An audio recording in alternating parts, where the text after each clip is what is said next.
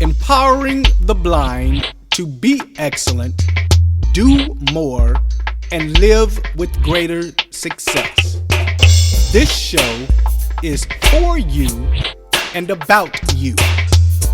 Welcome to the Delivering Access Podcast.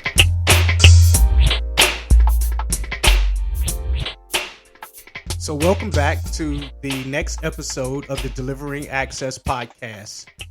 I'm pleased to introduce our guest, Mr. Bill McCann of Dancing Dots. Bill, are you prepared to empower? I am prepared. I'm ready to go. Great. So tell us a little bit about yourself. We want to get to know you. Talk about where you grew up, how you became blind, and the tools that you've used along your journey. Okay. Well, I grew up in suburban Philadelphia, where I still live in the vicinity, at least, of where I grew up. I was the seventh of eight children that my parents had, and I was the first to have a visual impairment. I was born what people call legally blind. I had very little sight. When I was 6, I lost the little sight I had to glaucoma. Now, this is back in the 60s when they didn't have the kind of drugs they have now to control glaucoma. So they used to do, my mom lost track after 19 surgeries before I was 6. So, wow. Yeah, there's just a lot of back and forth trying to control the pressure, but ultimately that pressure destroyed the retinas, and that was that. So as I said, I was born legally blind. Now I like to tell people I'm illegally blind, but I'm not sure. Well, I must say you have beat me as far as the surgeries. I had the same pressure condition with my eye and detached retinas and all Really? of that. So you beat me by 3 surgeries. So go No ahead. kidding. Okay, well, I'm not sure I'm happy about winning that contest, but anyway. But I had wonderful parents, a wonderful supportive family. My parents made sure I got an education. I went to perhaps the first school, at least definitely in the Philadelphia area in southeastern Pennsylvania. I went to a small Catholic school called St. Lucie Day School, which is still, happy to say, in operation and still educating blind children. And what they did, starting back in the mid-'50s, was start to mainstream children with the local parish school of sighted kids. So by the time I was in 8th grade, started in kindergarten there in 63. So by the time I was in 8th grade, I was taking almost all my classes there, and that prepared me to go to my local high school, and from there on to music school in Philadelphia, a small music school. So yeah, I had a wonderful education, good family background. My mom drove me to school every day, about 20 minutes each way. So I was able to stay with my family and kind of grow up in a neighborhood, and kind of had the best of both worlds in terms of the education and the social and kind of mainstream social environment as well. Mm-hmm. Okay. So I got into that question, and then I forgot. You asked me 2 or 3 at once. Now, if you could just did I do okay with that one, or? Absolutely. So Okay. what tools did you use as you went through school and Oh, okay. The tools, yes. Well, here's the interesting thing. The tools I used were probably not much different than the tools that Louis Braille used. okay. I mean, I had a slate and stylus. That was, I used that for Braille. I had a Perkins Braille writer that the sisters used and taught us to use the Perkins Braille writer. I mean, I learned Braille in kindergarten when everybody, my sighted peers were learning their print letters. But I should back up a minute and say when I had some sight, my dad taught me my capital alphabet, my capital letters on a blackboard in our kitchen, and he wrote them very big. So I knew my print letters. Okay. But when I got to kindergarten, I learned Braille. The sisters had some things. I don't know if they still have them now, but they had these wooden forms that someone had made, and they had six a kind of round concave impressions in the form of a Braille cell, and you could put marbles in them. Okay.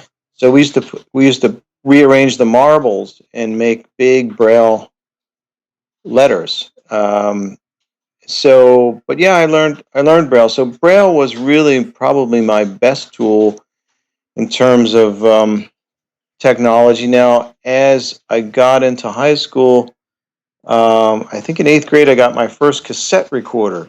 Wow.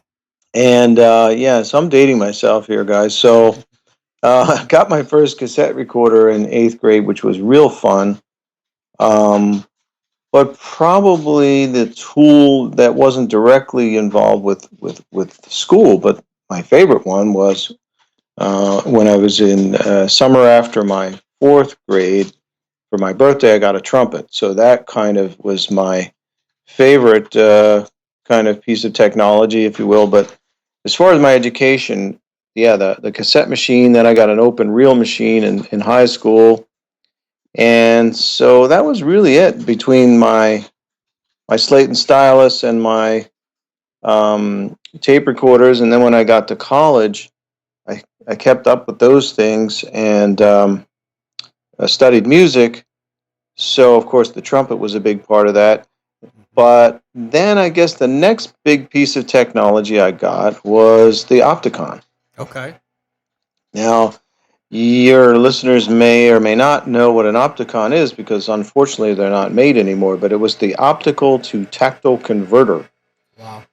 And the optical to tactile converter would allow you to take a little handheld camera rolled across a page of print, and it would convert the image from an optical image to a tactile impression on a you would put your finger inside a groove. It was kind of as long as your finger, and it was lined with tiny fibers, and they would vibrate black against white contrast. So, for example, if the camera was trained on a letter O, you would feel a circle, or if it was on a letter I, you would feel a straight line. Okay.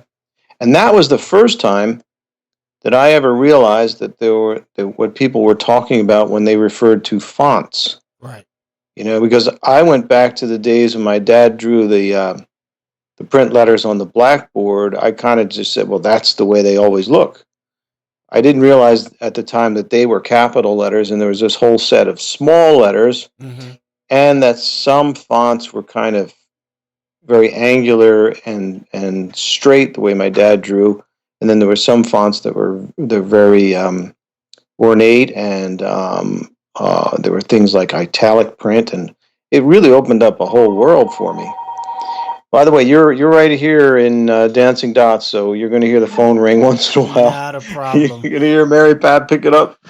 But anyway, so yeah, those were my tools. They served me pretty well, but we'll get into this more later. But one of the tools I did not have studying music was a way to get from the print score to a Braille score.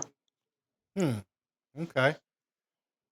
So, of the innovations in technology that's out now, I know you talked a lot about the older technology, the cassette recorders, and the machine that allowed you to be able to see what letters look like. Mm-hmm. What's exciting you the most about technology advancement today?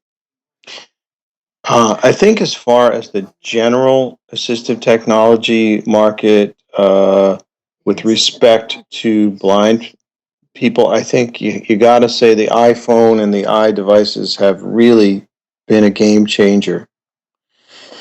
I'm talking to you on my iPhone right now. Excuse Over me. Skype. Over Skype. I just think the fact that somebody was brilliant enough to say, well, it's a flat touch screen, but you know what? We can figure out how blind people can use it. I think that was a brilliant step forward, and as I say, I think a game changer for us. I've actually just probably scratched the surface of what this thing can do. but just the few apps that I do use on a regular basis have really enriched my own personal life and also supported my professional work. All through iOS devices and Braille technology. Yeah. And of course, the Braille technology working with the iDevices is very cool. Um, as far as music goes, we have some work to do on the iPhone, and I'd like to be part of that going forward. I haven't really contributed to that much yet. There are some notation programs that I've downloaded, but they're not particularly accessible. So one of the things we might be able to do is be part of that evolution. But at the moment, we don't have any definite plans to be part of that. Excellent. So, music is your passion. I'm going to transition a bit, and this interview is definitely about you and your journey. But talk to us a little bit about your passions for the blindness community, In terms of music, or just in general? just in general, or whatever comes to mind. Okay. Well, I've always felt that uh, information is power, as everybody knows, and that a lot of the challenges for the blind, there are, I guess, two kind of parallel tracks that are challenges for us. Getting the information in a timely way so that we can use it to better ourselves or better our circumstances. And then the other parallel track is just pushing forward in changing societal attitudes toward blind people in terms of raising expectations for blind people.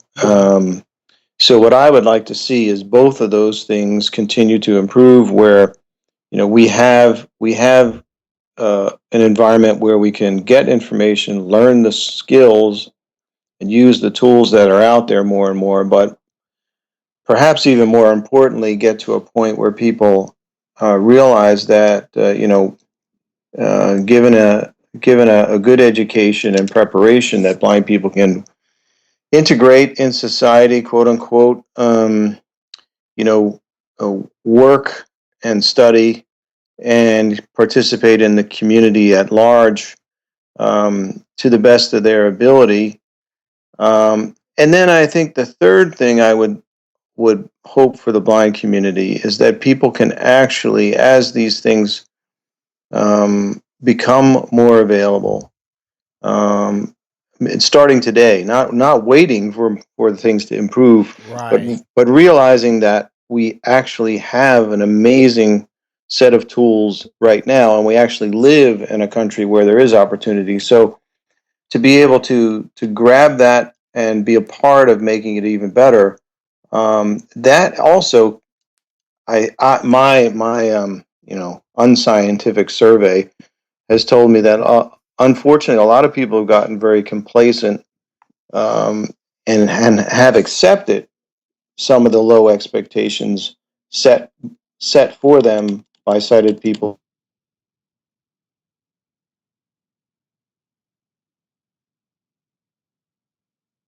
I've lost you.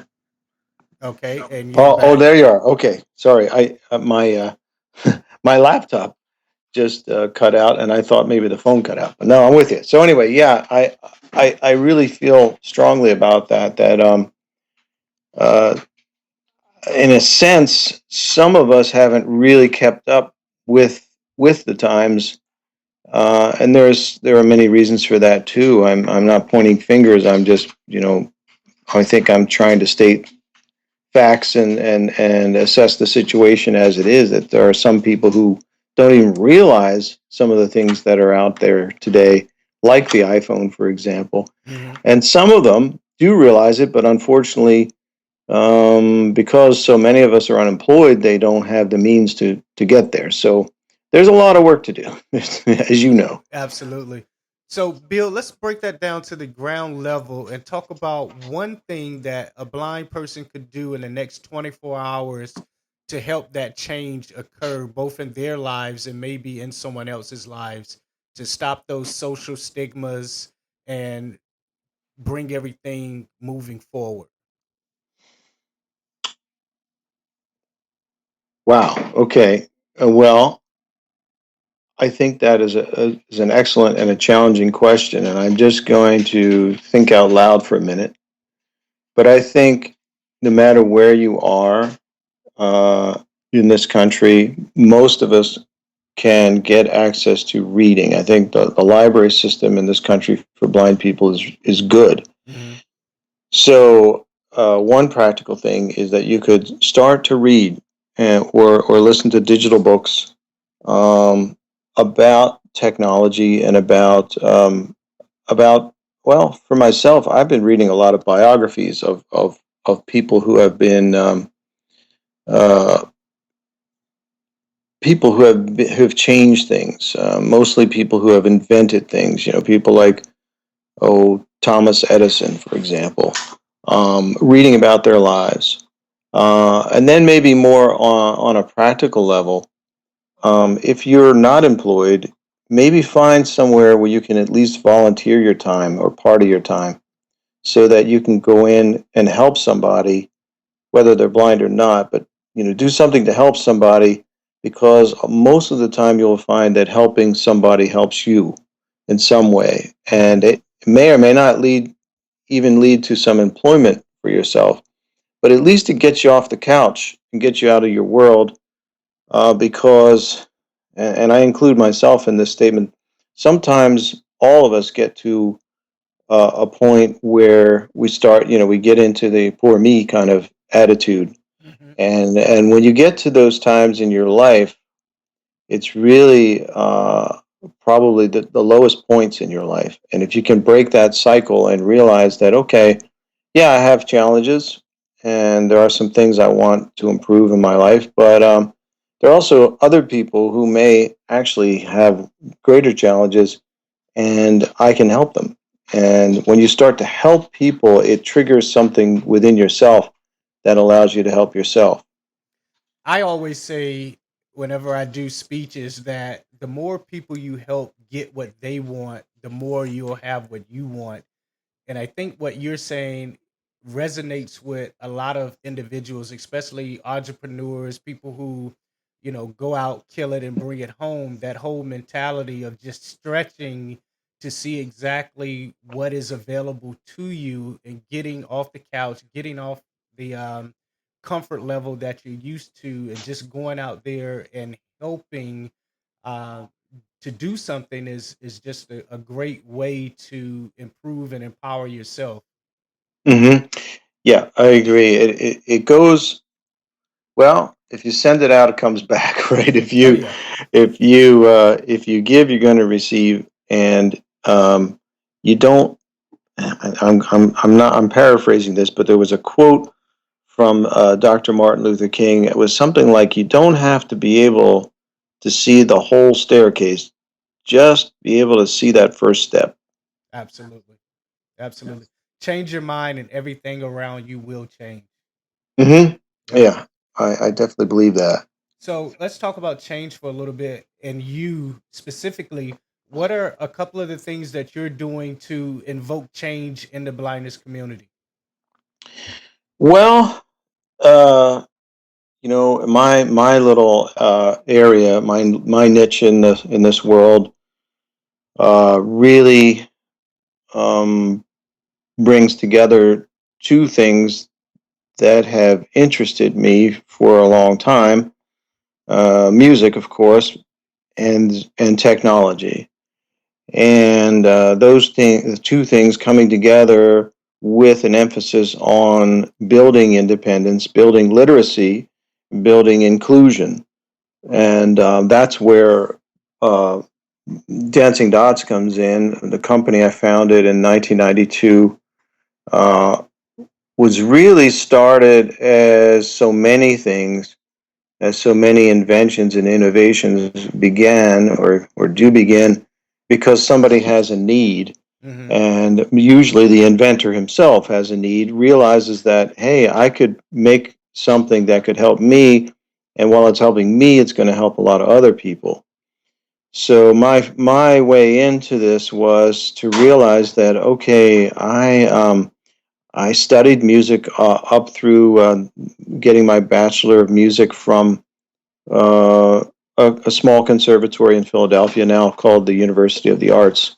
At that time, it was pretty much a music and dance school. Now it's a University of the Arts. But um, anyway, my biggest challenge from the time I started learning music was, okay, I did learn Braille music, fortunately, right from day one with lessons, but getting music in that format was always a challenge. And it only got worse as I advanced in my studies, as I went on into high school and became the first chair trumpet in our little band, and took private lessons, and more. I needed more and more material. Entered competitions, went to district band.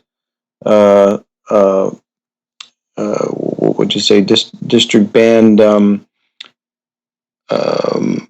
weekends, festivals. That's the word I'm trying to get to. More coffee. There you So go. anyway, yeah.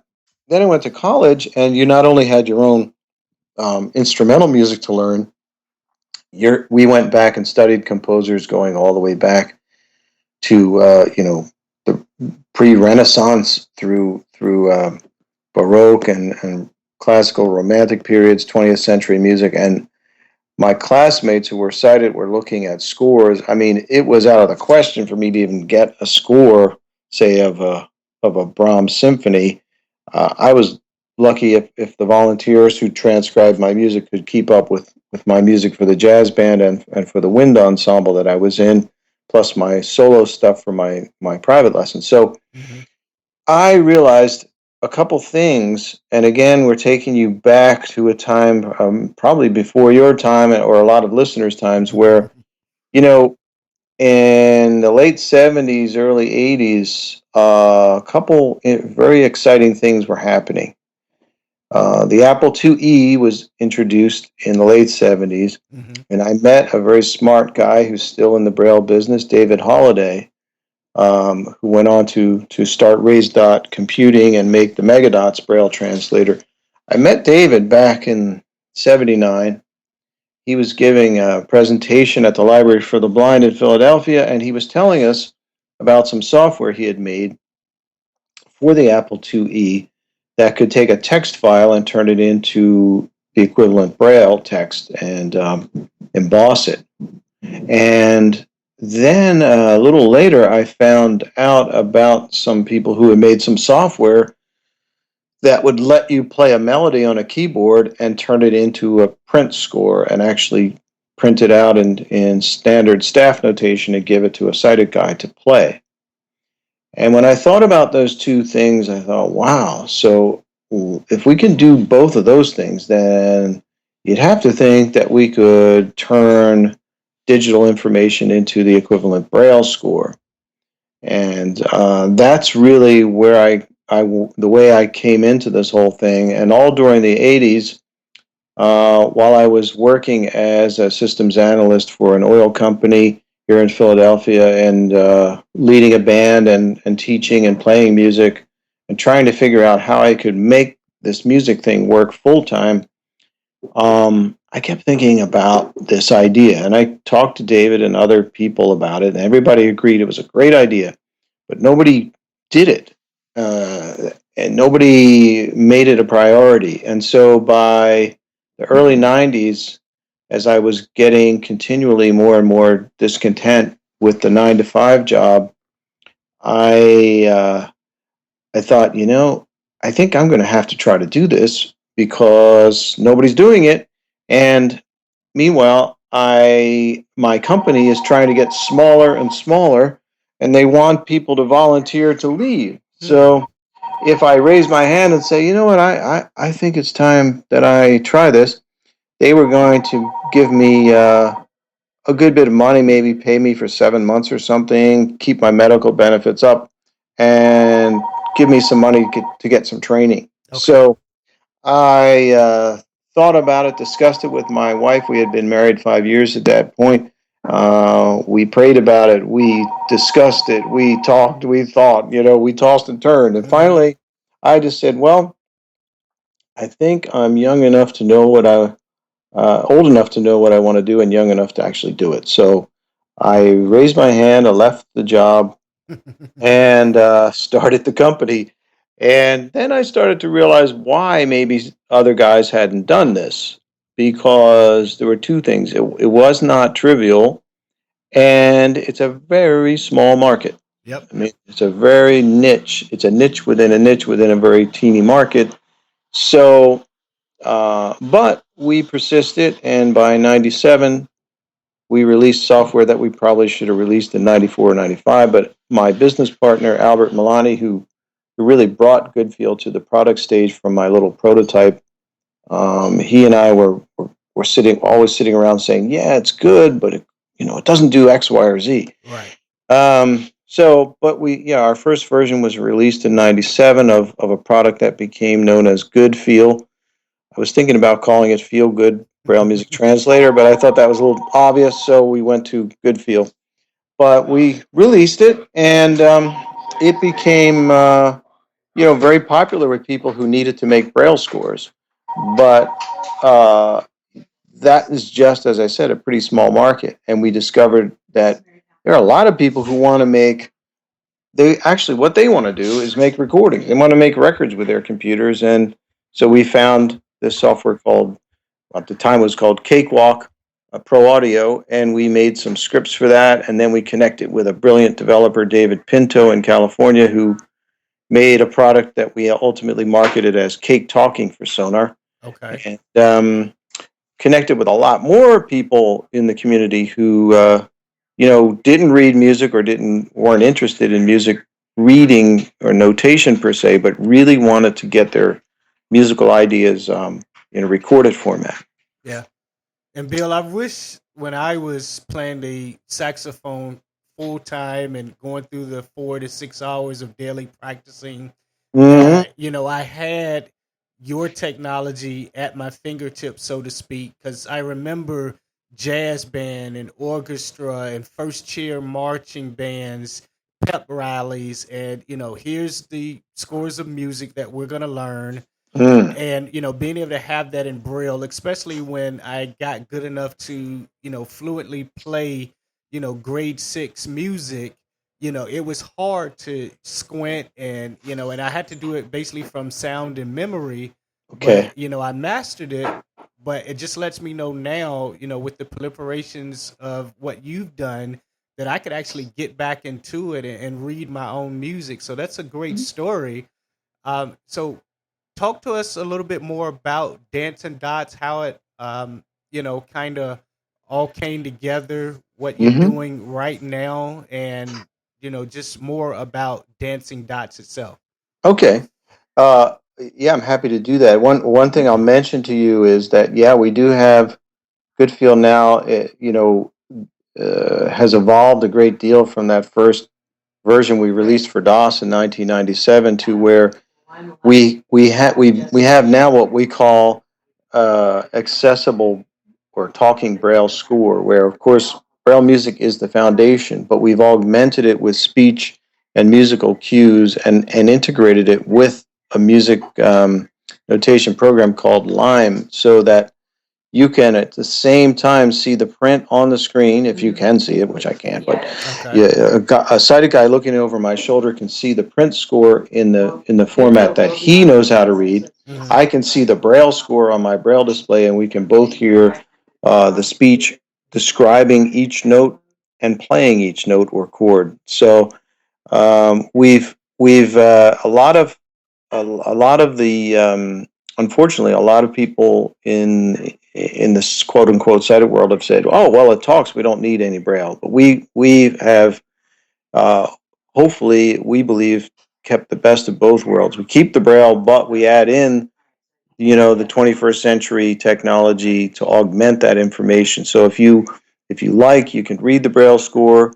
You can hear the Braille score explained to you note by note. You can hear the piece played back in tempo, and you can not only read the music, but you can write music down and print it out for a sighted guy to read. So anyway, that's kind of where we've come with notation for people like me who use Braille and speech. As I said, we got into an access solution for multi-track recording based on what's now called Sonar from a company called Cakewalk. Mm-hmm. And then the last few years, we've really taken a big step in supporting people who are low vision who want to read musical scores, and we have a product again built on the mainstream program called Lime. We call it Lime Lighter, and Lime Lighter magnifies music up to 10 times the standard size and lets you display it on a big touch screen computer, 20 some inches wide. You can press a pedal, and you can advance the music measure by measure or line by line, so you can keep your hands on your saxophone or whatever you play, Mm-hmm. and so you never have to turn a page. And that product has really been catching on around the country. I think we're in almost half the states now. We've sold a number in Canada and in Europe, so we're coming along with that. Right now, what I'd like to do looking forward is try to find a way to get our notation stuff to play on the Apple side. Everything has been Windows based, and as you know, there's a good reason for that, because Access technology grew up on the Windows platform, the Yep. DOS and Windows platform. But as on the other hand, multimedia Apple really took the lead on that. Yep. So we're kind of in both those places, and as the tools on the Apple platform continue to improve, we're hoping to get our stuff to move over to that. Now, that being said, please don't call me and say, when's the Apple stuff going to be ready? I can't tell you that. You know But who's gonna call you though? yeah, a lot Ricky of people. Corey is gonna call you. Okay, right. Well, yeah, he does. He does call me from time to time. Ricky is a buddy from way back. Mr. Born Blind and Beautiful. Oh, yeah. Yeah, absolutely. Yep. So, Yeah. Bill, talk to us about your typical customer. Let's say I want to play A Ribbon in the Sky and Hmm. I order the sheet music. What do I do? Do I send it to you? How does that whole process work? Well, there are a couple of things you can do, and not all of it has to do with our company. I'd say the first thing you want to do is see if the National Library Service for the Blind has a copy of the tune you want to learn to play in their Braille music collection. It is the largest Braille music collection in the world. That being said, compared to the amount of print music that's available to the sighted guy, it is a mere fraction of what's out there. But once in a while, something like a popular song like that, you might get lucky and get it. Now, if you can't find it, you can get the print score, and if you have our technology, you can actually scan the print music, have the computer play it back to you, and then convert it into as I said, the talking Braille score format. Okay. Another alternative is to send it to a transcriber the way I used to, the old-fashioned way, Mhm. or you can send it to us. We have a transcription service, and we'll use our technology to do that work, scan it, convert it to a Braille score, and we charge by the page like everybody else. But there are a number of different ways to get it done. I should just say some of the fine print, though, on scanning music is that when it comes to scanning music, it's a wonderful tool, but like any kind of scanning, sooner or later, although the software is excellent, it is not perfect. You're going to have some situations where it makes some errors, and it's going to ask you, hey, this measure has too many beats. Which note is too long? Hmm. When that happens, we as blind users have a basic problem, and that is in order to uh, fix those errors, we need to be able to see the original score, Mhm. and we can't. And people call me and they say, well, when are you guys going to make this work so that I can do this by myself? And I say, well, when I can get your site back, I can make this work for you. Right. But, we need to see the score. We can't see it. It's a basic problem. If we could see that score, we wouldn't be jumping through all these hoops to make it accessible. So Absolutely. sooner or later, you're going to need to call on a sighted assistant to help you with the scanning piece. Now, that being said, the good news is that person only needs to know how to read print music. They don't have to know anything about Braille. They don't have to know anything about JAWS. They just have to learn to use the software on a Windows platform. And there are way, way more people who can do that than there are people who know about things like Braille and JAWS. Mm-hmm. The other thing is that scanning the music is not the only way to get the information into your computer. We have there are some commercial music notation programs. Some of the listeners may be familiar with, like Finale, like Sibelius, and others.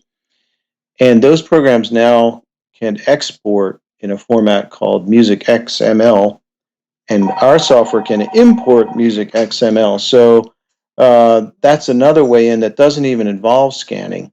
So those tools are improving all the time. Again, they're not quote unquote perfect. I'm not sure they'll ever be perfect, but they're getting real good. And the third way, let's say you have a handwritten score or somebody spilled coffee on it or whatever, Mm-hmm. you can get someone to type or play the music directly into our software because it is a music notation editor that's integrated with GOODFEEL. So you can play it or type it into Lime. And as I said, that's cool because I can also do the typing or playing in myself independently and turn it around and actually, instead of making a Braille score, or in addition to making a Braille score, I can make a print score. And I can print it on a regular printer in staff notation and give it to that sighted saxophone player and say, here's your part. Okay. In fact, we have a sighted saxophone player in my family. My son plays saxophone, so I've done a lot of alto saxophone parts for him that we'll play in church or play at family gatherings. So yeah, it's cool. Hmm. So when a person reads music versus a person that plays by ear, is there any preference? Do you see any variations in the skill level of the person who does it more through reading music versus by ear? No, I think they're being able to play by ear and being able to read music are both great gifts and great skills to have. And I've done them both. I've played a lot of jazz and learned things by ear, but I like to see the score when I'm learning something that's written down in print. It's wonderful to actually read the music Hmm. as opposed to kind of mimicking someone who's reading the music for you Right. and imitating their performance. But in terms of uh, you know, when it comes down to it, it's about making music. And I like to say that people refer to those symbols in print or in braille as the music. That's actually not the music. That is the information that the composer wrote down to help you recreate the music that was in his mind. Right. So now you can also listen, and there's a great tradition in listening in jazz and folk music and ethnic music, and that's all good. When it comes down to it, it's about making the music in the moment when you're making it. But that being said, I think in the academic tradition of music, especially Western music, to be able to see the score, to see the places where the composer wanted you to get louder, softer, slower, faster, play smoothly, play detached.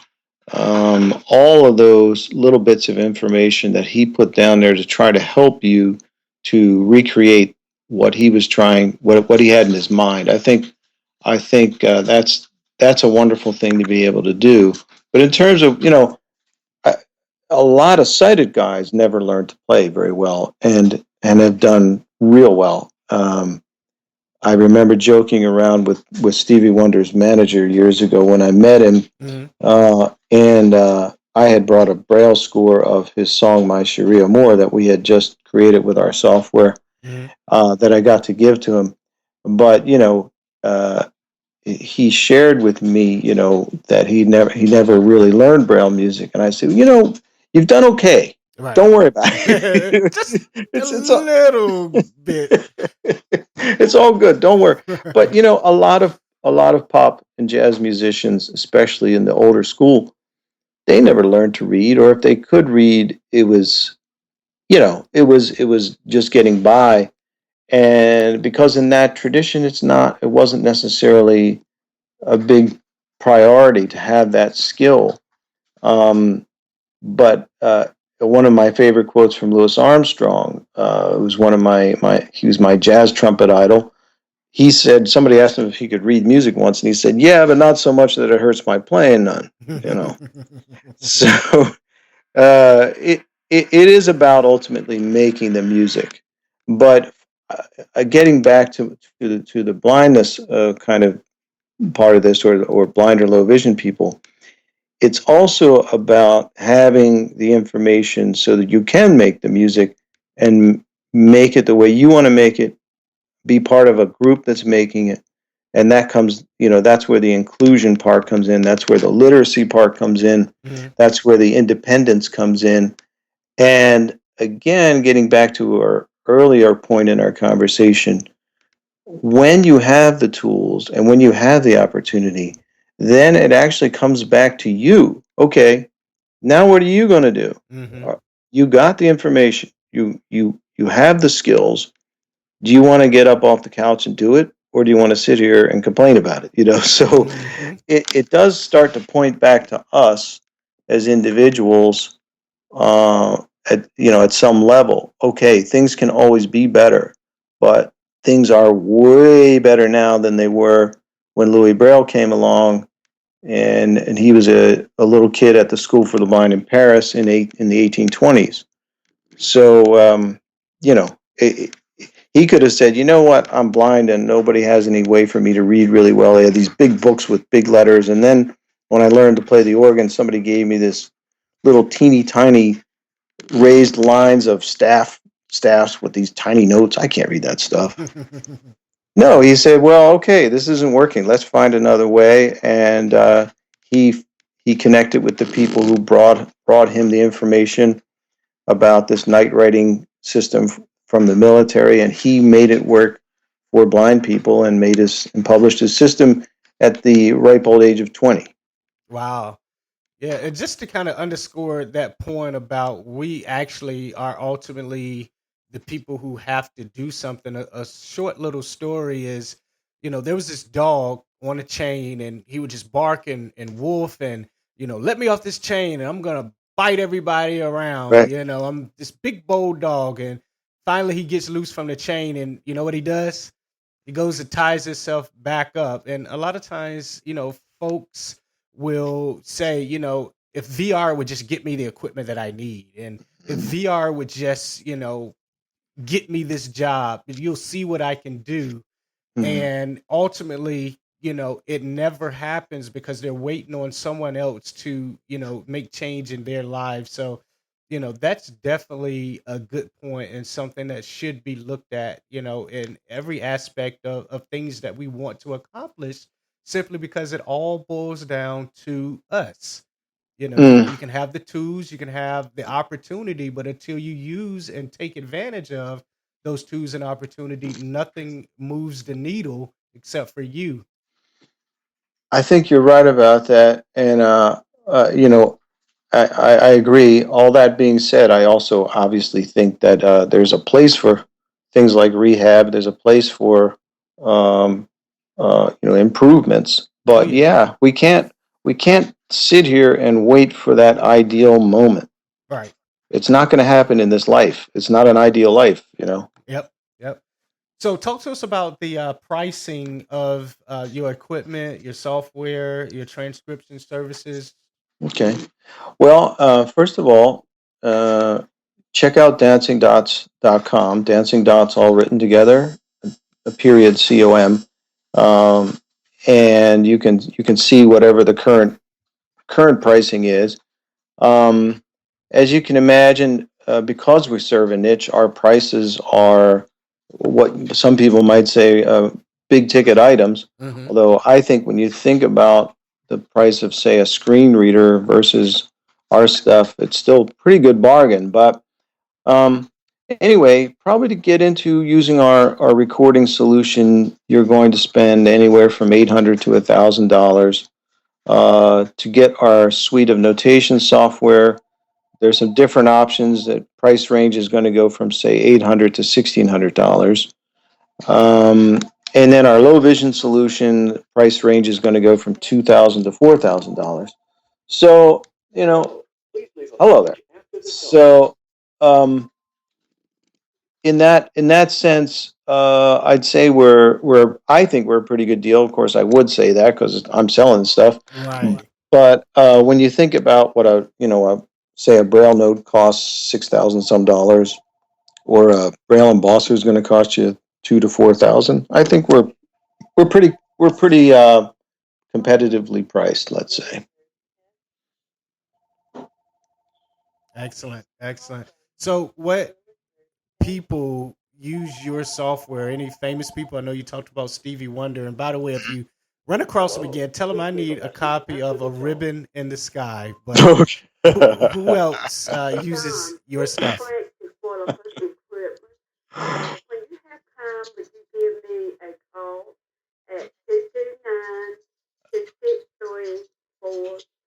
I'm presuming that you're gonna Edit that out. edit that out. Okay. Okay. Um, well, some of the well-known people that I've been blessed to meet through this work. Yeah, Stevie, I've met him on a number of occasions, had some good chats. Um, he is really somebody who gets it as far as employment and technology going hand in hand to advance and enrich people's lives who are blind and disabled in any way. Mm-hmm. But he himself really does not use our stuff. Okay. Uh, Again, he came up, using other tools and actually being blessed with people he can call on to help him with things. Although he likes gadgets, he likes to play with them. But I think for his own work with a capital W, when he really gets in the studio, I think he has a lot of support there, and he focuses on the creative side, which is just fine because he does that so well. Um, we've also, though, some musicians in the younger generation have really embraced our technology and run with it.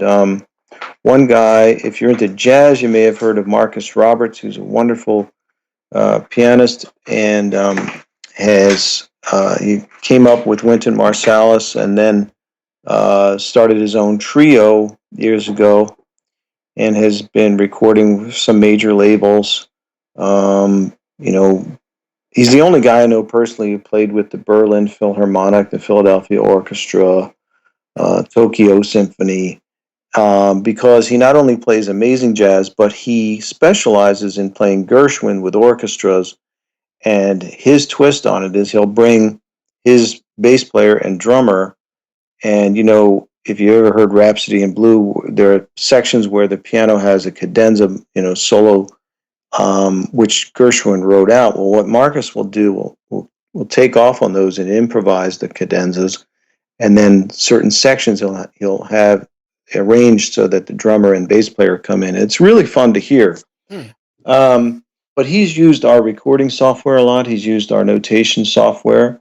Another guy who's really up and coming, who's also a blind musician, is Raul Midon, a wonderful singer and guitarist, kind of pop jazz guy, who actually made a little video of him using Sonar with our CakeTalking solution in his home studio and working on some of his demos. And I believe his next album is going to be released. He recorded everything using our solution. So yeah, so there are a couple guys. Along the way, I've talked to Ronnie Millsap, who's a wonderful guy, very supportive. Diana Schurer, who's a Grammy Award-winning singer, she's used our recording solution in her own home studio.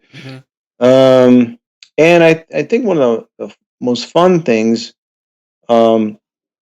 memorable nights, was when Ray Charles came out and presented for us at the CSUN conference when it was in Los Angeles. I think that was 2003 or 2004. And it all came together in about 10 days. So it was kind of a whirlwind thing. He called David Pinto and said, I'd like to come in and show how I can do this. Long story short, I had already reserved a room to have sort of a low-key kind of sales jam session one evening, and that turned into hiring security people and stamping people's hands and worrying about the fire marshal saying you can't have more than 200 people in it. Everybody was there. Yeah, so it was a little crazy, but in hindsight, I think Ray started to realize maybe he knew he was very ill because he passed away just over a year later, and I think he wanted to show that he could do some things that at the end of his career and his life, ultimately, that he never was able to do. Mm-hmm. And again, he didn't sit around saying, "I sure wish I could print out my music for people to read." No, all he did was just make one hit record after the other, and Absolutely. a lot of those things were his arrangements, and he got people to write them down. He did what I did in college, sit down and just tell people, okay, trumpet, first trumpet, G, quarter note. But anyway, he made it happen one way or the other. But he really got into it, and what was really fun is he came in. He had personally invited Stevie Wonder to come. Stevie came. Diana Shure came. Lots of people in the industry came. The only condition he set, which was tough to accept, but I accepted it because he didn't ask me for a nickel, was he didn't want a big fuss in terms of media. He didn't want anybody in there with video and CNN or anything like that, because I was ready, obviously ready. Right. But I just said, you know what, let's just do it. And it came off really well. And the cool thing was he came in, he played in a simple kind of 32 bar blues pattern for a horn section. We had the horn section out in the bar, sighted guys, wonderful saxophone section, and we brought them in. We put the music on their music stands. He had brought his bass player, and we had a drummer, and he just said, "Now, if I made mistakes, play them." 1, 2, 3, and brought them in, and they played it down and read it perfectly, and it came off. It was just so exciting and beautiful. And I just tried to make the point to everybody. Everybody applauded, and I'm sure they genuinely enjoyed it, but I tried to point out to them something that maybe they had overlooked, that what they just saw happen, there were blind musicians going back to as far as we can remember who lived and died and dreamt of doing what just happened in front of you just now. It was so exciting. It was just so exciting to me to see that happen. So, yeah, that was fun. I got a little disenchanted though with when I heard about the movie they made about Ray, because the whole Hollywood story was that when they started out, people took advantage of Ray, but now all that changed. Mm-hmm. I didn't see that. It was really a shame, but there were people who were managing Ray who were trying to take some photos, and they would hold up a program in front of Ray's face. Who's that guy you're taking a picture with? There's a program in front of us. Oh, that's Ray Charles. Right.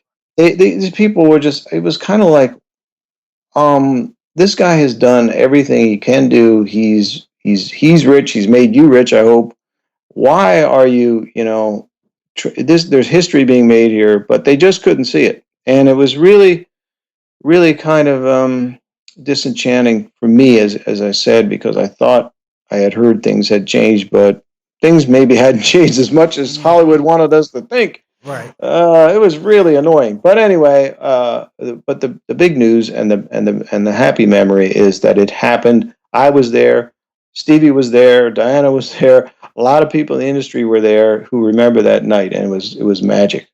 Well, hold on. So when Ray was there, did he bring the Raylets? No, he did not bring any Raylets that night. I don't know what. Maybe he didn't get the memo. No, he didn't get the Raylets and hang out with them. But one cool thing is we have a star customer, Rachel, Rachel Flowers, who actually at that time was only 6 or 7. And one of the other fun things of the night, she and Ray sang America together, which was really, really just a beautiful moment. I don't think there was a dry eye in the house. It was just beautiful. Wow. So, Bill, in all honesty, I think you've inspired me to pick up this saxophone. All right. Get All righty. into reading Braille music, actually recording that album that I said I always wanted to record, entitled Love. Yeah. And that's gonna be awesome. So I'll be in touch with you. I do have a couple other questions. One is, when are you gonna come out with your software on the Mac? Just kidding. Well, yeah, I know. See, I knew that was coming, right? And like, I want a date, Bill. I don't want to know, like, yeah, you have some plans. Right. No, it's an ambition. It's not on the calendar, but there are some things behind the scenes that are coming together, guys, and I'd like to see it happen because more and more people are going to migrate to the Mac. The Mac is already a big part of education. Mm-hmm. And one of the things that's really been exciting in the last few years, the Berklee College of Music in Boston has started up a whole program, and that's now a course in their music therapy department, to teach blind people some accessible technology. And of course, they're using all of our stuff.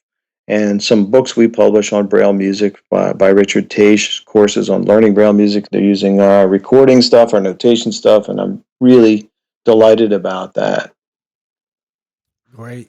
Well, Bill, this has definitely been an empowering, insightful interview. We're going to bring it to a close.